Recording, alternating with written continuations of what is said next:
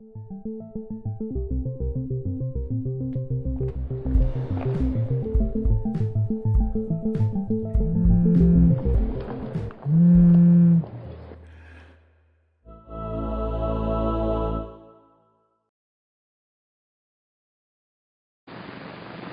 Yes, dear. give me a cigarette, will you, hon? Don't say cigarettes, say Philip Morris. Oh? Is there any other kind? Not for you, there isn't. Nothing but the best for Mr. Ricardo.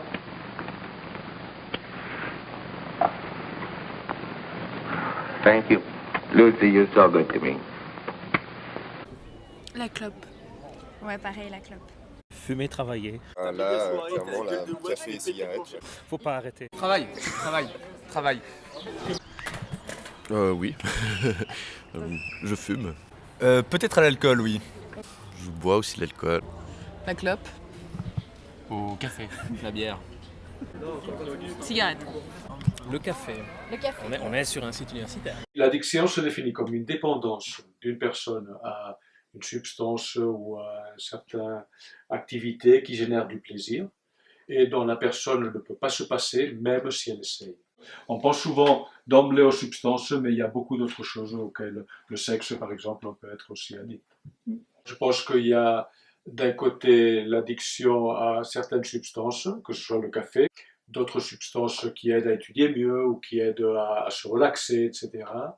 Il y a la grande, je pense, dépendance non seulement des jeunes, mais un peu de tous, qui est les écrans. Le M1, en venant vers l'université, tout le monde semble être sur son petit iPhone ou son petit smartphone en général. En fait, c'est la grande question. On se plaint qu'ils utilisent trop les écrans, et d'un autre côté, on leur exige d'utiliser les écrans. Il y a le fait que être étudiant, c'est un travail à plein temps, un travail dur, et parfois, et selon dans quelle période de l'année, on a peu de temps à côté. Les addictions, le plus tôt elles commencent, le plus elles vont s'enraciner dans la personne, et c'est le plus difficile. Votre premier palier, c'est votre médecin traitant, parce que c'est lui qui va reprendre les informations dont il a besoin et qui peut trouver le meilleur endroit selon votre addiction, selon l'état où vous en êtes, qui peut vous aider.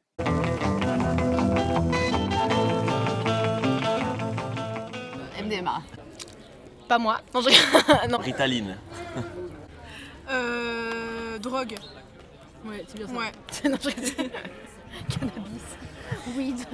Je sais pas, les antidépresseurs. La fontaine à eau de l'Internet.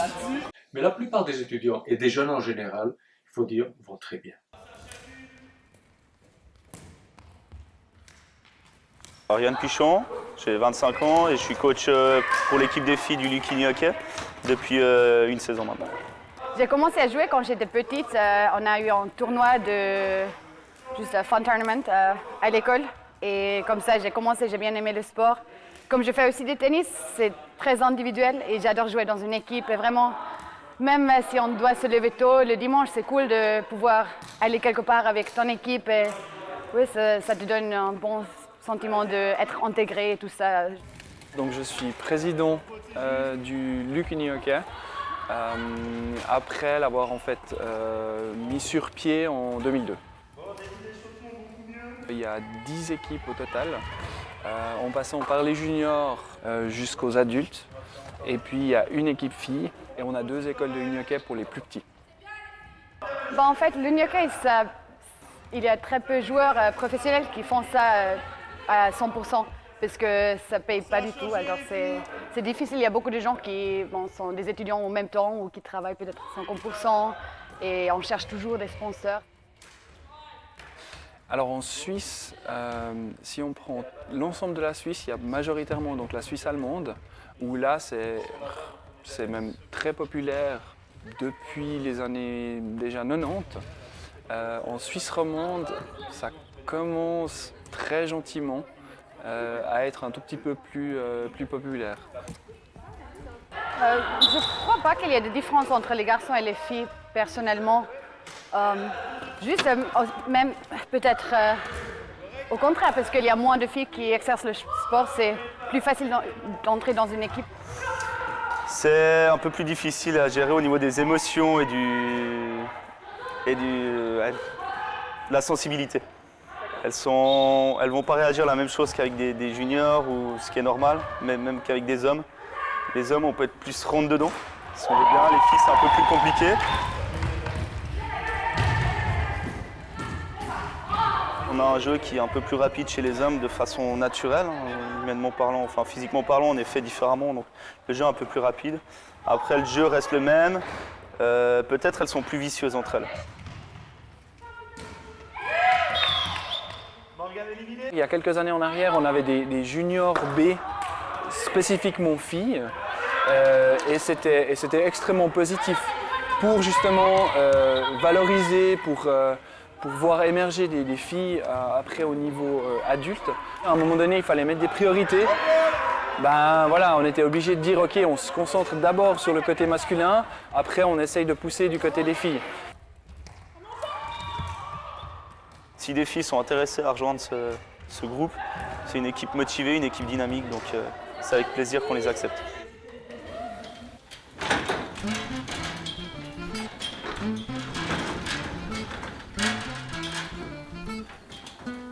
Nous avons appelé ce festival Fécule pour plusieurs raisons. En premier, dans une sorte d'acronyme, Festival des cultures universitaires de Lausanne, Fécule, mais également parce que la fécule de pommes de terre est un liant, et donc il y avait cette idée de lier artistique et académique, en fait, sur le site de l'université.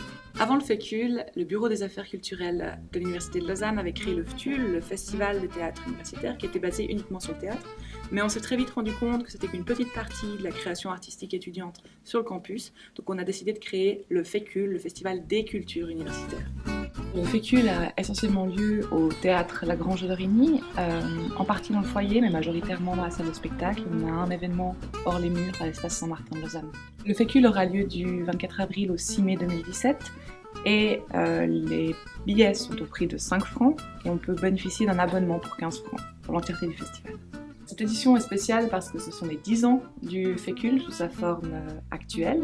Donc on bénéficie d'un anniversaire, on va pouvoir faire la fête. Et puis on a essayé d'aller encore plus loin dans l'originalité et les découvertes de nouvelles performances. Les événements à ne pas manquer sont la venue d'une troupe québécoise de Valleyfield qui viendra présenter une pièce qui s'appelle Scène du grand écran. Nous avons également la fête, la grande fête pour les 10 ans du Fécule, le 29 avril, sur le thème des 90s avec une battle hip-hop breakdance, des lava-lamps, un twister, du fluo, enfin, ça va être très sympa. On aura également une exposition interactive faite par l'association Pixel sur les jeux vidéo et l'art, un ciné-concert sur le rêve et le cauchemar et la venue d'une troupe française qui fera 2 spectacles, Été et Kesta.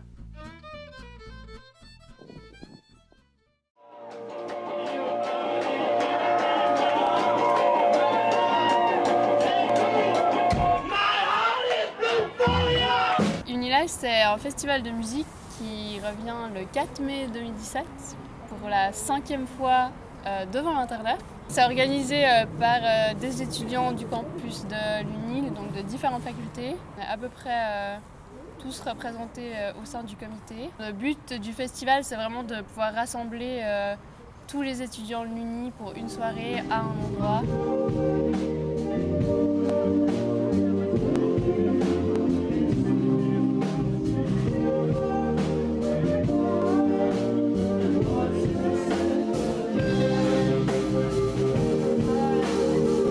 On a pas mal de domaines différents, donc en gros il y a de la trésorerie, du sponsoring, de la promotion, de la programmation, il y a des gens qui s'occupent des stands, d'autres qui s'occupent des staffs. Et la logistique. La logistique aussi évidemment. Et puis en gros on est peut-être 3 ou 4 par domaine. Hiérarchiquement ouais, il y a un responsable par domaine. Qui s'occupe, qui a un peu plus de responsabilité que les autres, et puis la présidence qui est là pour superviser le tout. Mais il y a eu un peu une édition qu'on appelle l'édition 0. C'est en fait en 2011, ils ont fêté les 100 ans de la faculté d'HEC, et du coup ils ont voulu créer une sorte de festival de musique pour fêter ça. Et du coup c'était en fait le début d'Unilive, mais sans que ça s'appelle Unilive, sans qu'il y ait toute l'infrastructure qu'il y a maintenant. Et ensuite ça a été repris 2 ans plus tard, donc en 2013, officiellement il y a eu la première édition Unilive. C'est plus uniquement HEC, c'était vraiment ouvert à tous. Et on s'agrandit chaque année de plus en plus. Le nombre de personnes augmente. Le comité s'agrandit aussi. La première édition, il y avait 500 spectateurs. Et là, on était à 6-7 000 l'année passée. Donc c'est assez exponentiel.